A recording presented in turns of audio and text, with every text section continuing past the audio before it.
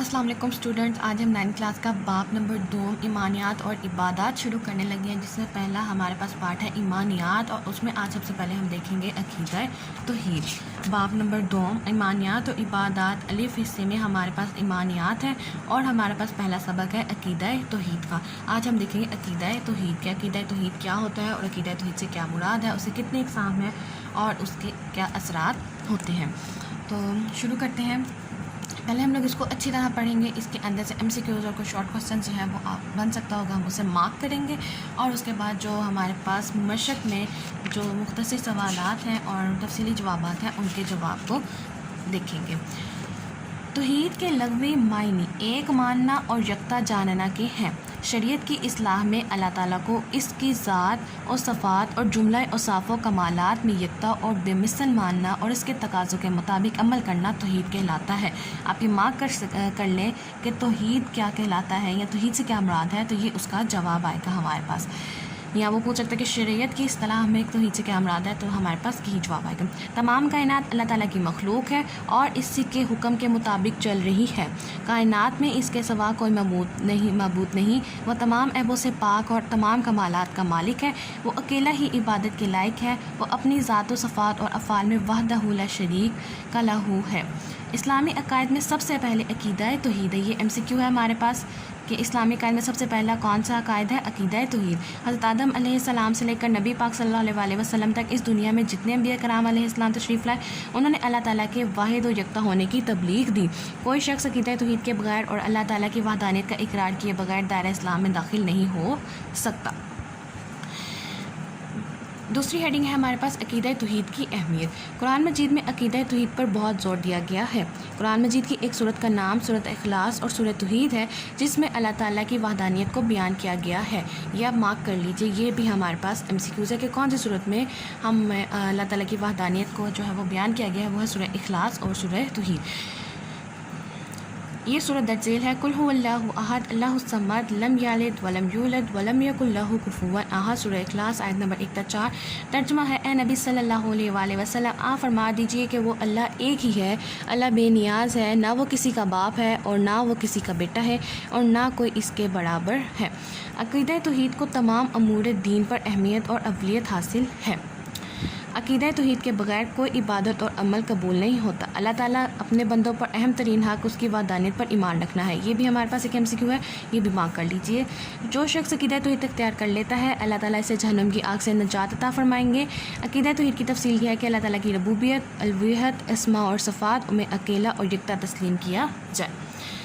آگے ہمارے پاس عقیدہ توحید کی اقسام۔ عقیدہ توحید کی 3 اقسام ہیں، اور پہلی اقسام ہے توحید ربوبیت۔ توحید ربوبیت یہ ہے کہ انسان اس بات پر ایمان لائے کہ اللہ تعالیٰ ہی ہر چیز کا خالق و مالک اور رازق ہے، اس میں کوئی اور اس کا شریک نہیں ہے۔ ارشاد باری تعالیٰ ہے، اللہ الذی خلقکم ثم رزقکم ثم یمیتکم ثم یحییکم هل من شرکائکم من یفعل من ذلکم من شیء سبحانہ و تعالی عما یشرکون، سورہ روم کی آیت نمبر 40 ہے۔ یہ ترجمہ ہے، اللہ ہی ہے جس نے تمہیں پیدا فرمایا، پھر اس نے تمہیں رزق عطا فرمایا، پھر وہ تمہیں موت دیتا ہے، پھر وہی تمہیں زندہ فرمائے گا۔ کیا تمہارے شریکوں میں بھی کوئی ایسا ہے جو ان میں سے کوئی بھی کام کر سکتا ہو؟ وہ اللہ پاک ہے اور بہت بلند ہے اس سے جو وہ شریک ٹھہراتے ہیں۔ دوسری اقسام ہے ہمارے پاس توحید الوہیت۔ توحید الوہیت سے مراد یہ ہے کہ اس بات پر ایمان لایا جائے کہ صرف اللہ تعالیٰ ہی معبود برحق ہے اور اس کی عبادت میں کوئی اس کا شریک نہیں ہے۔ یہ بھی آپ مارک کر لیں، یہ بھی ہمارے پاس، یہ بھی سیپریٹ شارٹ آ سکتا ہے اور یہ بھی سیپریٹ شارٹ آ سکتا ہے۔ یعنی اللہ تعالیٰ کے سوا کسی اور کی عبادت کرنا قطعاً جائز نہیں، اور پھر پوری زندگی اس کے کام کے تحت گزارنا توحید الوہیت ہے۔ قرآن مجید کا ارشاد ہے، سورۃ کہف کی آیت نمبر 110 میں اللہ تعالیٰ کا ارشاد ہے، فمن کانا یرجو لقاء ربہ فلیعمل عملا صالحا ولا یشرک بعبادت ربہ احدا۔ ترجمہ ہے تو جو شخص اپنے رب سے ملاقات کی امید رکھتا ہو تو اسے چاہیے کہ نیک عمل کرے اور اپنے رب کی عبادت میں کسی کو شریک نہ کرے۔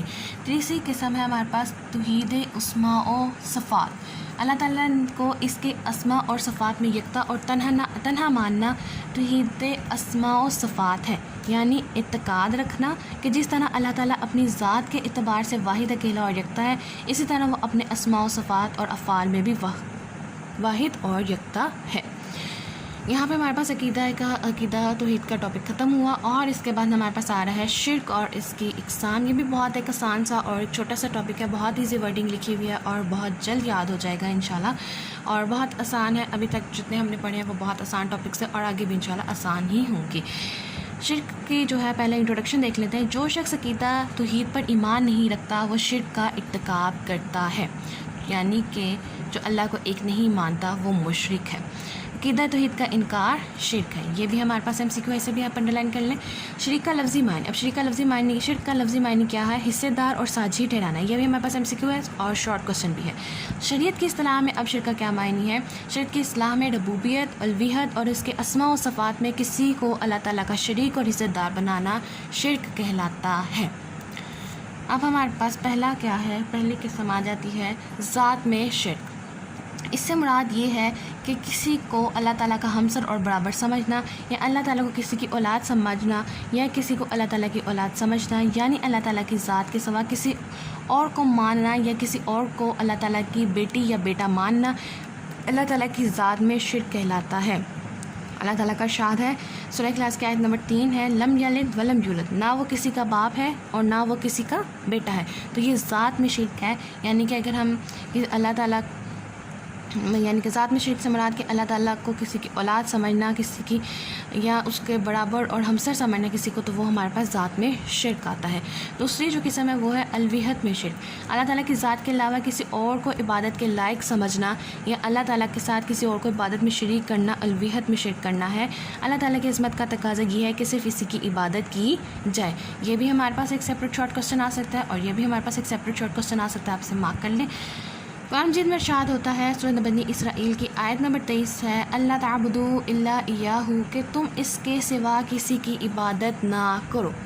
تیسری قسم ہے ہمارے پاس صفات میں شرک۔ اللہ تعالیٰ کے علاوہ کسی اور کی ذات اور شخصیت میں اللہ تعالیٰ جیسی صفات ماننا اور اعتقاد رکھنا صفات میں شرک کہلاتا ہے، یعنی اللہ تعالیٰ جیسی صفات، اس جیسا علم اور قدرت کسی دوسرے کے لیے سمجھنا اللہ تعالیٰ کی صفات میں شرک ہے۔ ارشاد باری تعالیٰ ہے، سورہ شورى کی آیت نمبر 11، لیس کمثلہ شیء، اس اللہ جیسی کوئی شے نہیں۔ تمام مخلوق اللہ تعالیٰ کی محتاج ہے، اور جو صفات پائی جاتی ہیں وہ اللہ تعالیٰ کی طرف سے عطا کرتا ہے، جبکہ اللہ تعالیٰ کی تمام صفات ذاتی ہیں۔ یہ بھی ہمارے پاس ایم سی کیوز ہے کہ اللہ تعالیٰ کی تمام صفات کیا ہیں؟ ذاتی ہیں، وہ کسی کی عطا کردہ نہیں ہیں۔ اوکے، نیکسٹ ہمارے پاس اس کوشچن کا لاسٹ ٹاپک ہے کہ عقیدہ توحید کے اثرات۔ عقیدہ توحید کے کیا اثرات ہیں؟ جو شخص عقیدہ توحید کو اختیار کر کے اس پر عمل پیرا ہوتا ہے اور اللہ تعالیٰ کی ذات و صفات اور اس کی عبادت میں کسی کو شریک ٹھہرانے سے بچ جاتا ہے، اس کی زندگی پر نہایت خوشگوار اثرات مرتب ہوتے ہیں۔ پہلا اثر کیا ہوتا ہے؟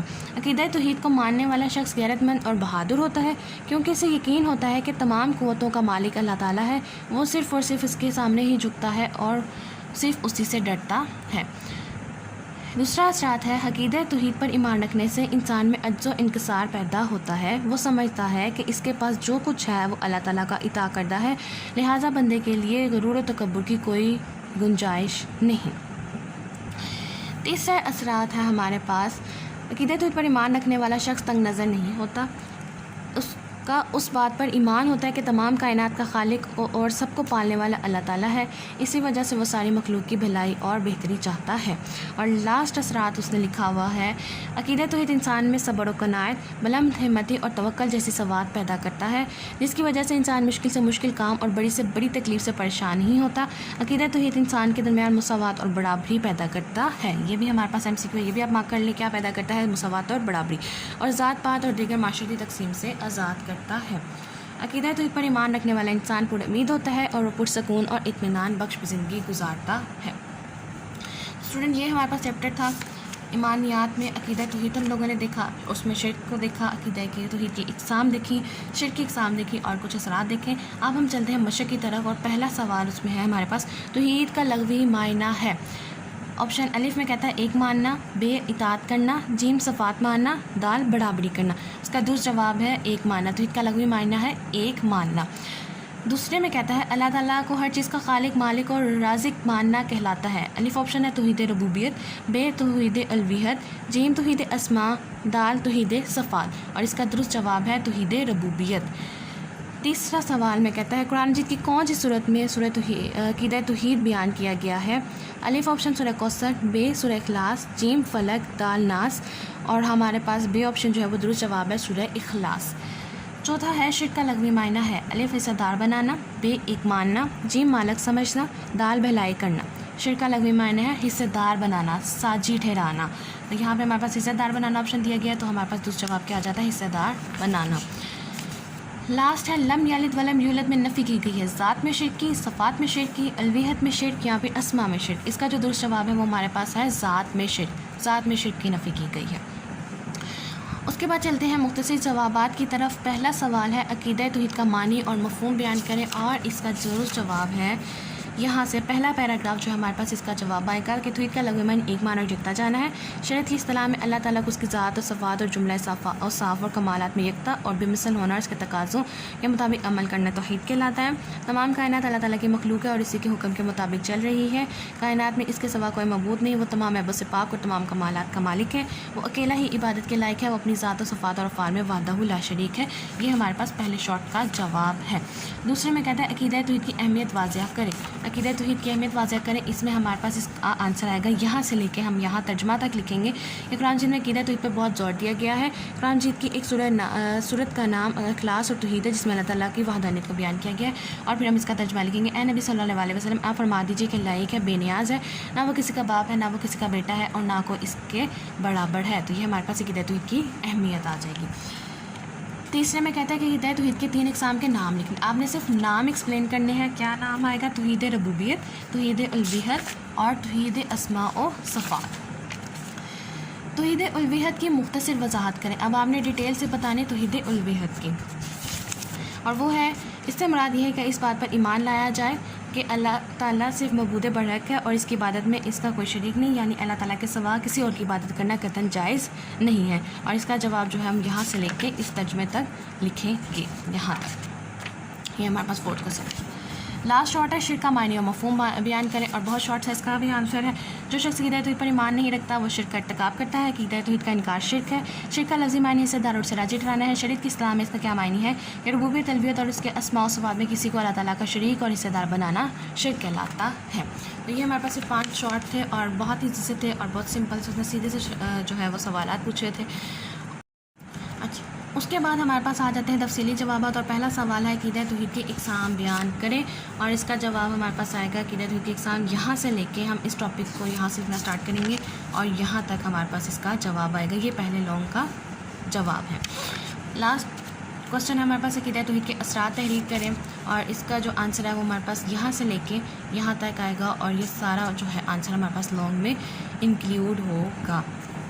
4 اثرات لکھیں گے، اس کا انٹرو دیں گے، اور مزید کوشچن کو بہتر بنانے کے لیے ہم عقیدہ توحید کی تعریف سے اس کے یعنی کہ اس کی ڈیفینیشن سے ہم اس کا سٹارٹ لے سکتے ہیں، اور مختصراً ہم اس کی تھوڑے اقسام بتا سکتے ہیں، اور پھر ہم عقیدہ توحید کے اثرات لکھ سکتے ہیں. تو اسٹوڈنٹس یہ تھا ہمارا پاس چیپٹر نمبر باب نمبر 2 کا پہلا سبق تھا عقیدہ توحید، جس کی ہم لوگوں نے ریڈنگ کی اور پھر اس کے سوالات اور اس کے جوابات لگائے ہم لوگوں نے. اور اگر کوئی آپ کو مسئلہ ہے اور کوئی ایسی چیزیں سمجھ نہیں آئی یا کوئی جواب جس کی سمجھ نہ آ رہی ہو وہ آپ مجھ سے پوچھ سکتے ہیں. اور لاسٹ میں صرف ایک ریکویسٹ ہے کہ کائنڈلی چینل کو سبسکرائب کر دیں اور ویڈیو کو لائک کر کے اپنے فرینڈس کے ساتھ شیئر کیجیے. Thank you.